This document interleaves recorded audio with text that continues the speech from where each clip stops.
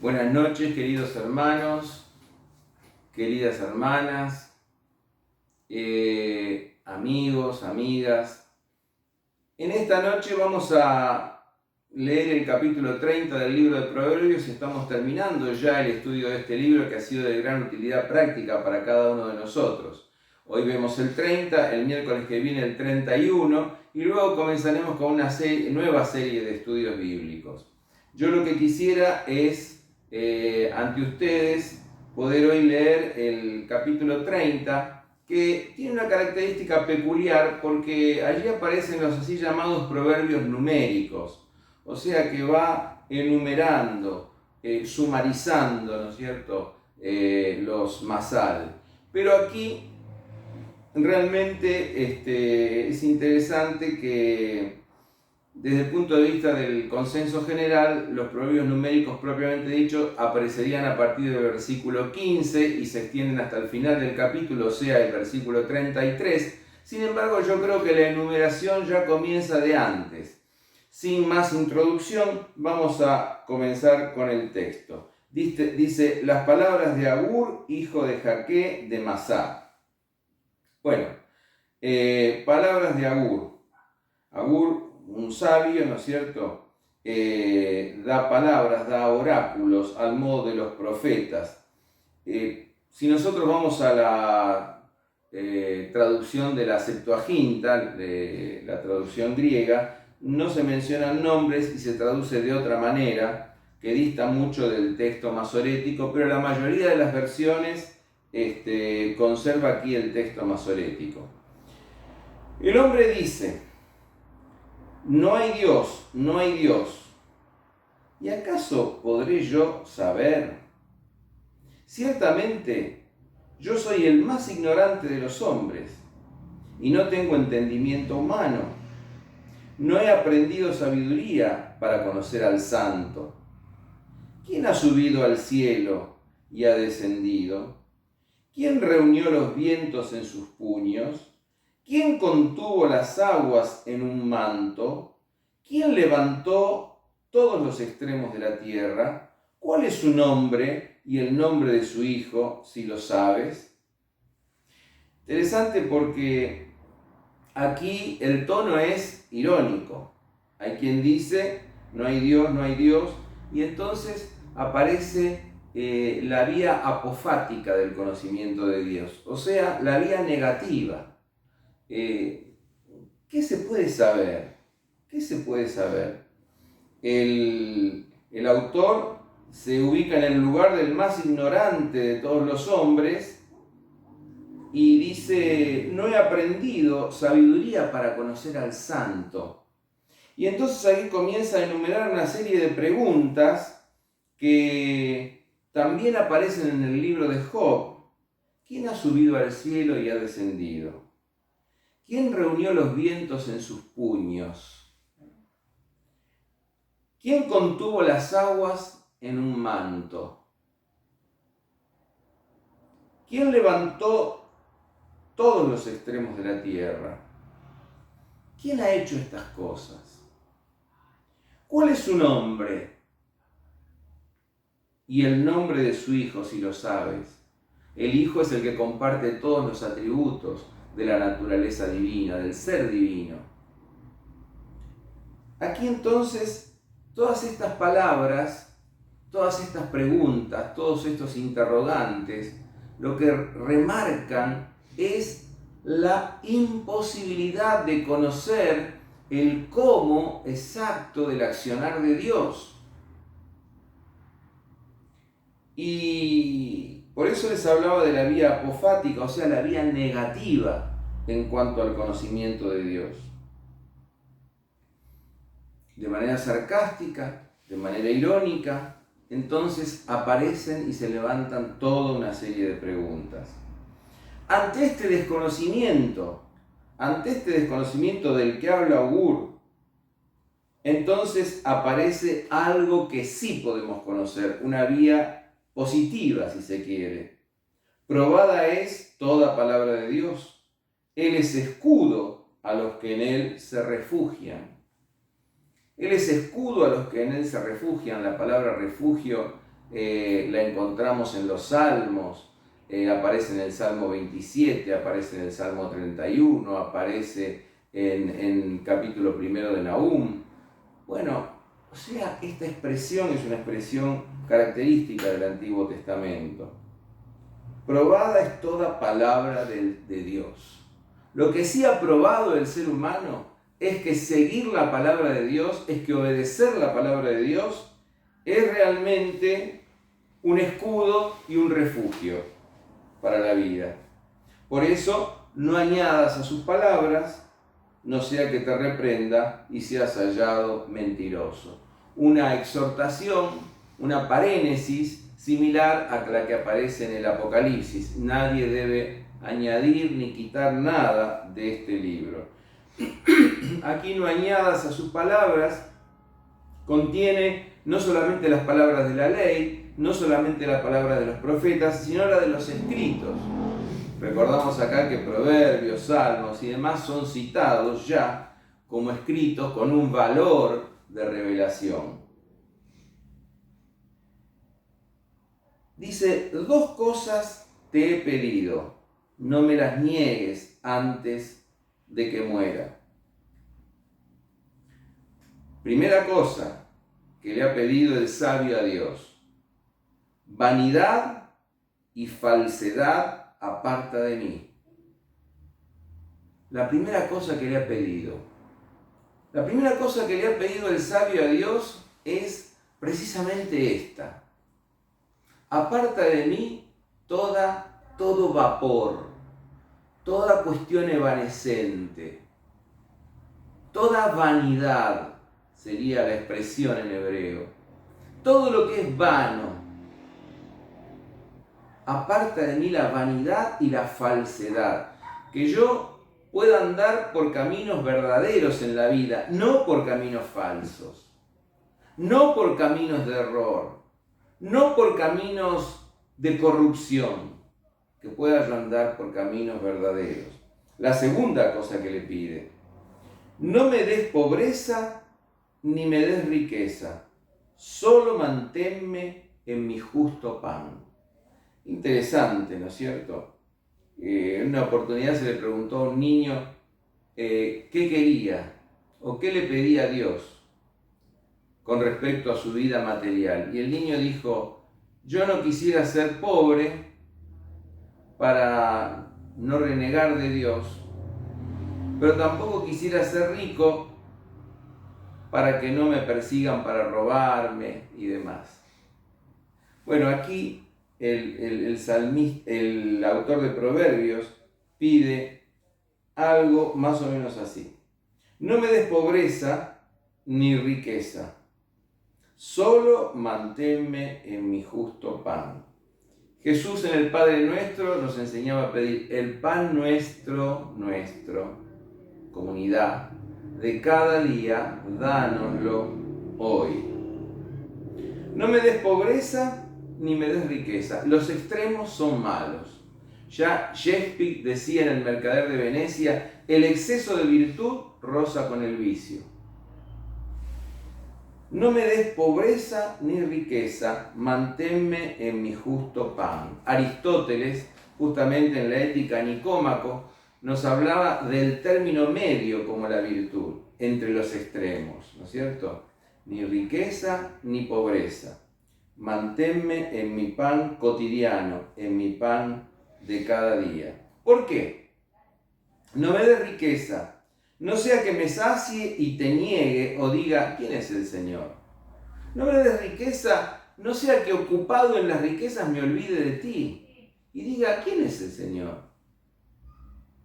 No sea que las riquezas me confundan, no sea que las riquezas se me suban a la cabeza, ¿no es cierto? ¿Cuántas personas hay que escalan en su posición social, escalan en su nivel socioeconómico y entonces se vuelven presumidas, dan la espalda a Dios, creen que ya tienen la seguridad en este mundo?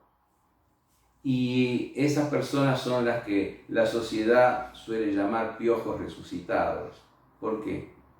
porque son gente que escaló de la nada, lo cual tiene alguna virtud, pero lo que no tiene virtud es olvidarse del Señor y creer que precisamente en la riqueza, ¿no es cierto?, está el valor de la vida y está el valor personal. Tener y ser son cosas muy diferentes. Podemos tener riqueza y ser unas pobres personas. No me des riqueza para que no me olvide de ti, diga quién es el Señor, ni me des pobreza, ¿no es cierto? No sea que me empobrezca y robe y profane el nombre de mi Dios. No sea que me empobrezca y comience a realizar actos contrarios a la voluntad de Dios y profane el nombre de mi Dios. Un versículo que aparece aquí como un agregado, una interpolación. Dice: no difames al siervo ante su señor, no sea que te maldiga y seas hallado culpable. No difames al siervo ante su señor, no sea que te maldiga y seas hallado culpable. La maldición, cuando era cierta, se tenía la idea de que podía ejercer algún tipo de efecto sobre la persona. Cuando la maldición era mentirosa, no. Pero cuando la maldición era cierta, se tenía la idea de que ejercía algún efecto sobre la persona. Difamar al siervo significa hablar mal del siervo ante su señor infundadamente. Y entonces dice: no sea que seas hallado culpable. Y acá hay 4 enumeraciones que comienzan con la expresión hay generación. Hay generación que maldice a su padre y no bendice a su madre. Hay generación que se olvida de los padres. Hay generación que no los honra. Hay generación que transgrede el primer mandamiento: honra a tu padre y a tu madre para que tus días se alarguen sobre la faz de la tierra. Segundo, hay generación limpia en su propia opinión a pesar de que no ha sido lavada de su inmundicia. Hay generación que es autoindulgente, se cree, más allá del bien y del mal, se cree limpia en su propia opinión, ¿no es cierto?, sin saber que no ha sido todavía lavada de sus pecados, sin saber que es una generación llena de manchas. Aquí aparece la figura del pecado como mancha. Hay generación que no se da cuenta que está atravesada por un mundo de pecado y que entonces hace cosas, dice cosas, copia cosas, imita cosas que realmente son muy contrarias a la voluntad de Dios. No forman una contracorriente. Hay generación, tercera, cuyos ojos son altivos y cuya vista es altanera. Hay generación cuyos ojos son altivos y su vista es altanera. Hay generación presumida, soberbia. La presunción, la soberbia, el falso orgullo es algo que Dios detesta. Cuarto, hay generación cuyos dientes son espadas y cuyas mandíbulas son cuchillos para devorar a los pobres de la tierra y a los necesitados de entre los hombres. Dientes como espadas y mandíbula como cuchillos. Las espadas y los cuchillos, ¿no es cierto?, son para devorar. Porque con los dientes, ¿no es cierto?, como espadas y las mandíbulas como cuchillos se comen. ¿Y qué se comen? ¿Qué devoran? Devoran a los pobres de la tierra. Devoran a los necesitados. Devoran las casas de las viudas, como decía Jesús de los escribas y de los fariseos. Devoran a los que menos tienen. Se aprovechan de la necesidad ajena. Bueno, Ahora comenzaría en el versículo 15 los así llamados proverbios numéricos. La sanguijuela tiene dos hijas, dame y dame. La sanguijuela es la que chupa la sangre, ¿no es cierto? Hay personas que tienen 40, 50 años, pero que no se han desprendido del pecho materno. Están como fijados en la etapa oral, donde chupan, ¿no es cierto? Chupan la leche, chupan la sangre, ¿no es cierto?, de los demás. Y no dan, sino dicen dame, pero no dan. Permanecen en una posición de niños, permanecen en una posición de infantes, pero no han aprendido a dar en la vida. Por eso dice, y acá se puede ligar con lo anterior, hay tres cosas que nunca se sacian y una cuarta nunca dice basta. ¿Y cuáles son las tres cosas que no se sacian y la cuarta que nunca dice basta? Primeramente, el sepulcro. El sepulcro nunca se sacia. El sepulcro siempre traga a sus muertos, día tras día. El sepulcro traga a sus muertos. Segunda cosa que nunca se sacia, la matriz estéril.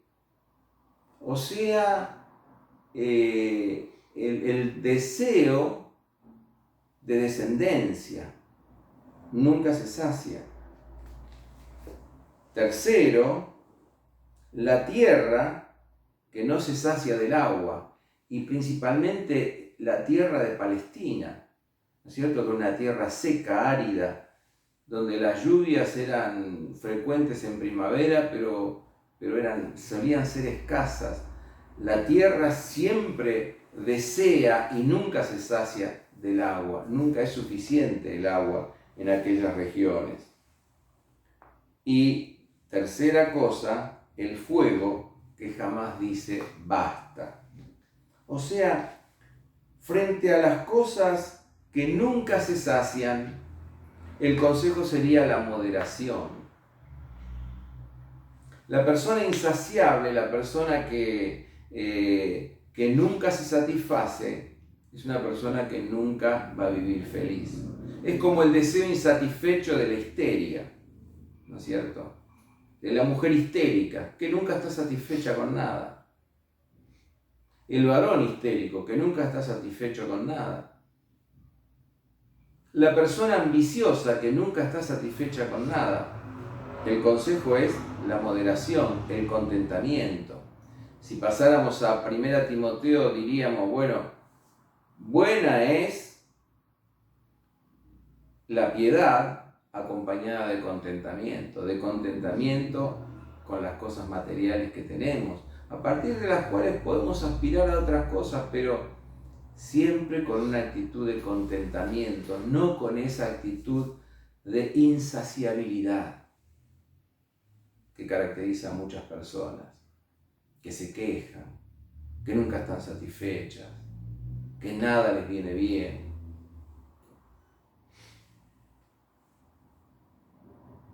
Al ojo que se burla de su padre y menosprecia el obedecer a su madre, otra interpolación.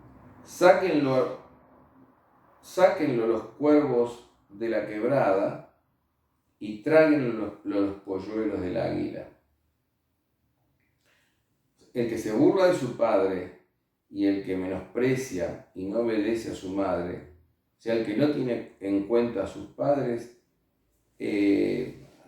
para ellos hay una admonición: sáquenlo a los cuervos de la quebrada. Es como si se dijera, no lo entierren, déjenlo que lo coman los cuervos y que lo traguen las águilas jóvenes, que coman sus carnes las águilas jóvenes. Es decir, la expresión es una expresión hiperbólica, significa exagerada, una metáfora de exageración. ¿Para qué? Para marcar la gravedad del pecado de no honrar al padre y a la madre. Tres cosas son misteriosas y tampoco comprendo una cuarta. 4.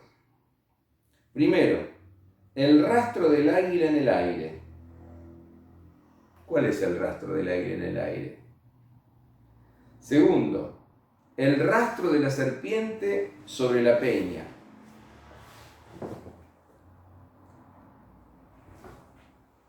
Tercero, el rastro del barco en las profundidades del mar, el rastro del barco en el corazón del mar, literalmente dice acá, ¿no es cierto? O en alta mar. Y el rastro del hombre en la joven, cuando el hombre deflora, desvirga a una joven, ¿cierto?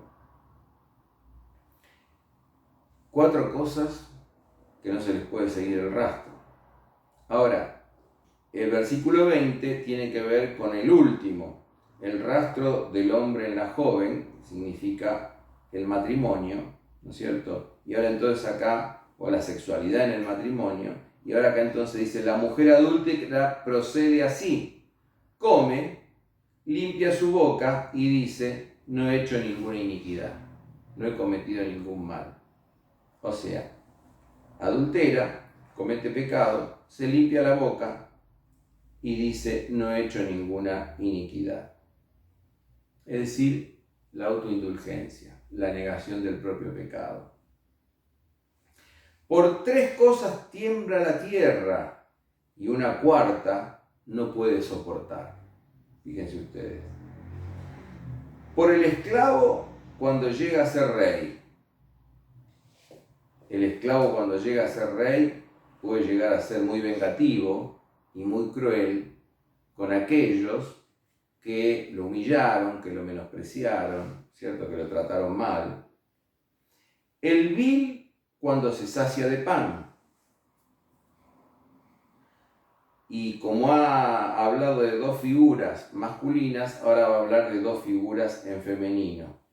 Por la mujer aborrecida cuando se casa, una mujer aborrecida cuando se casa,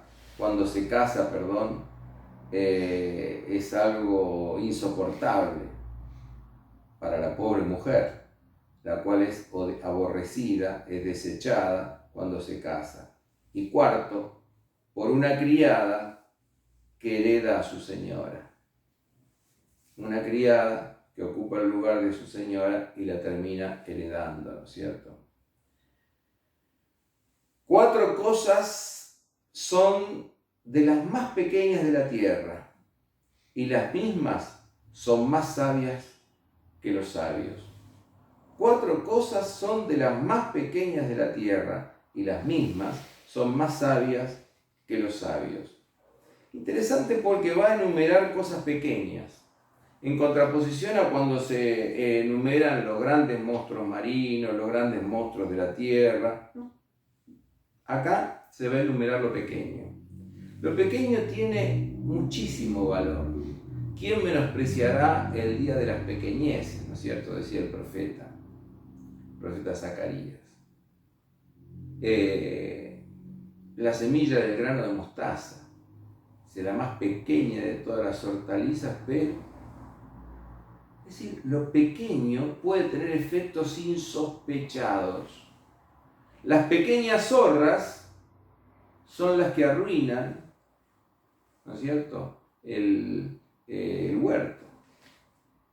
Ahora entonces, lo pequeño.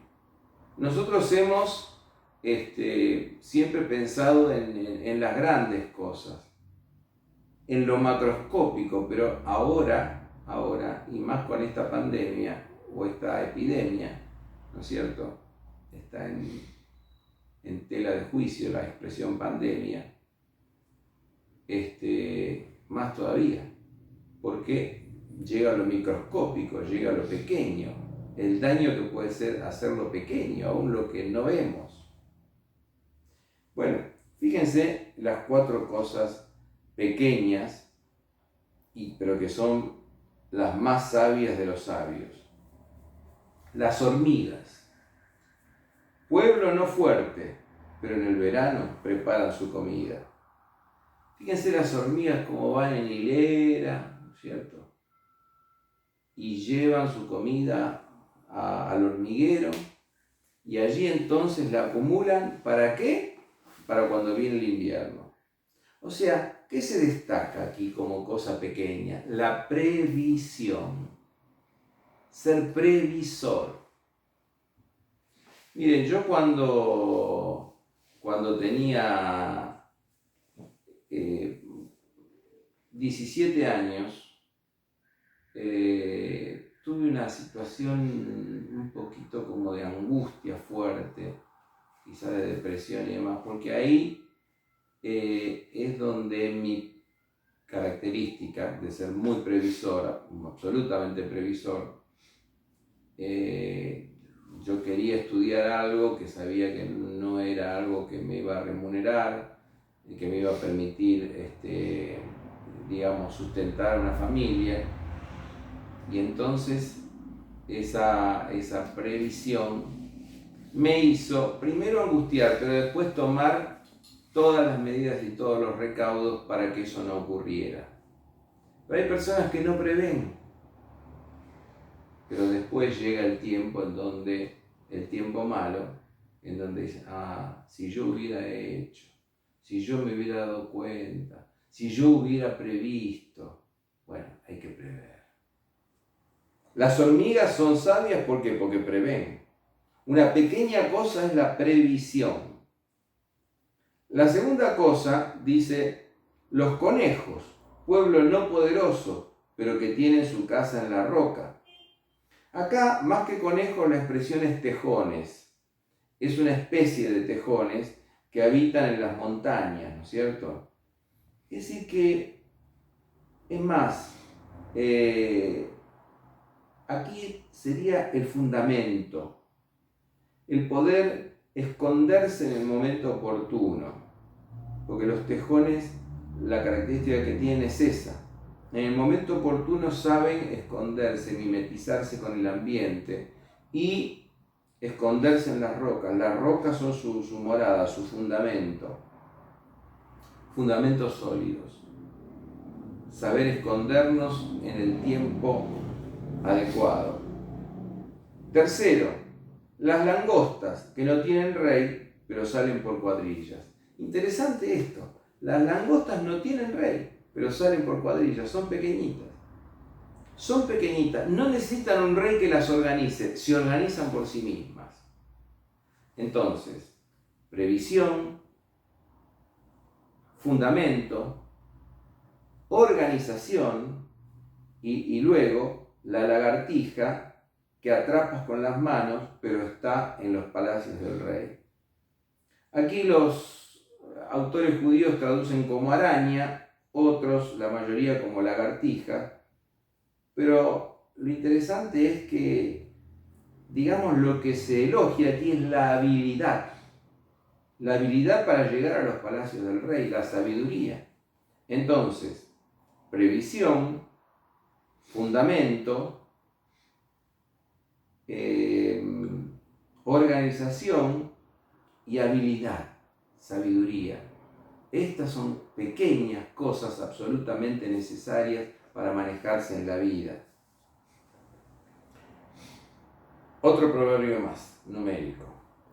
Hay 3 cosas de paso gallardo y una cuarta camina muy bien. ¿Qué es el paso gallardo? El paso gallardo es el paso valiente. Es la persona que tiene valor, que tiene coraje. Fundamental en la vida el valor y el coraje. Es fundamental. Mi esposa siempre me dice, caminá erguido, no camines agachado, no te encojas de hombro, camina erguido. Y tiene razón. Fíjense lo que dice acá. Hay 3 cosas de paso gallardo y la cuarta camina muy bien. El león, fuerte entre todos los animales, que no vuelve atrás por nada. El león, el así llamado rey de la selva, fuerte, no vuelve atrás. Importante, ¿no es cierto? El gallo erguido, el gallo, ustedes vieron que va erguido. El macho cabrío y el rey a quien nadie resiste. el rey que se pone adelante del ejército, le infunde valor, le infunde coraje y va hacia adelante. Es decir, qué fundamental en la vida es el valor, la gallardía, el coraje, ¿cierto? Y entonces termina el texto diciendo: si neciamente te has enaltecido y has pensado mal, pon tu mano sobre tu boca. Pon tu mano sobre tu boca. Guarda silencio. Si te has enaltecido neciamente y has pensado mal, pon tu mano sobre tu boca. Ciertamente, el que bate la leche sacará mantequilla. El que con fuerza se suena la nariz sacará sangre. Y el que provoca la ira causará contienda. No hagas cosas de las que te tengas que arrepentir.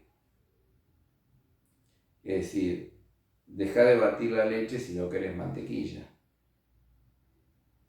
Si no querés sacar sangre, sonate la nariz despacio.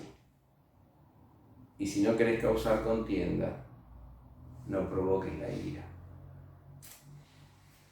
Varios consejos interesantes en estos proverbios numéricos que sean de bendición para nuestra vida, y quisiera que oremos en este momento, cerrando entonces la enseñanza de este capítulo 31. Señor, te damos gracias por las pequeñas cosas, esas que tenemos que tener en cuenta para organizar y planificar nuestra vida, prever, organizarnos, ser hábiles, tener fundamentos. Señor, ayúdanos a prever en el presupuesto de cada mes, en las cosas que vamos a hacer, en tener un cronograma, en hacer un calendario para estudiar, para la casa, para nuestros gastos. Ayúdanos, Señor, a organizarnos bien, a ser previsores, a ser generosos. Ayúdanos, Señor, a ir hacia adelante, tomados de tu mano, con valor, con gallardía, con valentía. Ayúdanos, Señor, a no enaltecernos, a mantenernos en el pan de cada día, en el justo medio, en aquello que es necesario para las necesidades. Pero, oh Dios, todos aquellos que se enriquecen por demás, o todos aquellos que están muy empobrecidos, que ni aún tienen para las necesidades básicas, oh Señor, te pedimos que tú te apiades de cada uno de ellos. Hagas a los unos generosos y a los otros, Señor, que puedan realmente ser responsables y ascender y tener para aquellas cosas que son necesarias para su vida. Oh Dios, rogamos, venga tu reino. El pan nuestro de cada día, dánoslo hoy. Rogamos, Señor, así, que venga tu reino, que es un reino de paz y de justicia, de amor y de verdad. Pedimos, oh Señor, que tú limpies nuestros corazones, que tú, Señor, nos ayudes a saber que tu palabra y tu oráculo es probado en nuestra vida, es experimentado por cada uno de nosotros, y así es visto y es comprobado que es más puro y más cierto y más verdadero que aquel metal, que el oro que pasa por el crisol. Señor, te damos gracias por todo esto, te damos gracias por tu palabra en el día de hoy. Y pedimos, Señor, que nos hagas moderados, que nos hagas prudentes, que nos hagas personas de bien, hombres de paz, hombres y mujeres de valor, hombres y mujeres sensatas, sabias, organizados, trabajadores, dirigentes. Ayúdanos, Señor, en todo esto. Pedimos para todo esto el recurso de tu Espíritu Santo, que es el que produce en nosotros el querer como el hacer, conforme a tu buena voluntad, para que tu Espíritu finalmente sea glorificado como el hacedor, como el Dios de la gloria, como el que llena de luz y de gloria y de vida toda esta maravillosa creación. En el nombre de Cristo Jesús lo pedimos, a ti, oh Padre, por el Espíritu Santo. Amén.